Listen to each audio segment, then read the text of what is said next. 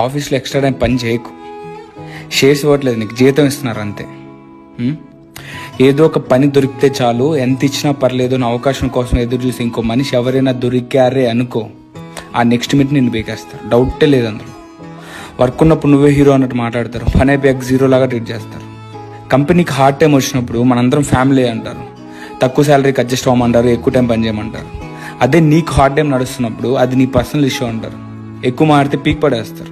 అదేలాగా వాడికి ప్రాబ్లం వస్తే నువ్వు ఫ్యామిలీ అయిపోతున్నావు, నీకు ప్రాబ్లం వచ్చినప్పుడు సడన్గా ఎంప్లాయ్ అయిపోతున్నావు. తప్పు ఆడిది కాదులే, మందే జాబే లైఫ్ అనుకుంటూ తిరుగుతాం కదా, అక్కడే ప్రాబ్లం. నీలా పిచ్చోళ్ళ పనిచేసే ప్రతి ఒక్కరిని ఏదో ఒక రోజు పీక్ రోడ్డు మీద పడేస్తారు వాళ్ళు. ఫ్యామిలీ ఆ బొక్క, పండగ రోజు ఒక స్వీట్ బాక్స్ నీ మొహాన్ పడేసి మనందరం ఫ్యామిలీ అంటే ఎట్లా నమ్ముతున్నారు అసలు మీరు? పోనీ నువ్వు అంతలా కింద మీద పడి పని చేసినా 4 ట్యాగులు ఎక్కువ ఇస్తారు తప్ప 4 రూపాయలు ఎక్కువ ఇవ్వరు నీకు. ట్యాగులు ఫ్రీ కదా, నీ మొహాన్ పడేస్తారు అంతే. అయినో మనందరికీ జాబ్స్ అవసరం, రెక్కాడితే కానీ డొక్కాడిన జీవితాలు చాలా ఉన్నాయి ఇక్కడ. అలా అని ఈరోజు రెక్కలు విరిచేసుకుంటూ పని చేస్తే రేపు ఎలా ఎగురుతావు? సో నేను మళ్ళీ చెప్తున్నా, ఎక్స్ట్రా టైం వర్క్ చేయకండి, కొంచెం తెలివిగా మేనేజ్ చేసుకోండి బోత్ పర్సనల్ అండ్ ప్రొఫెషనల్ లైఫ్ని.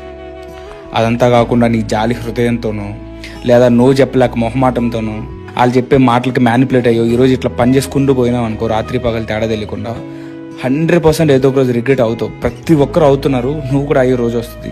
జాగ్రత్త.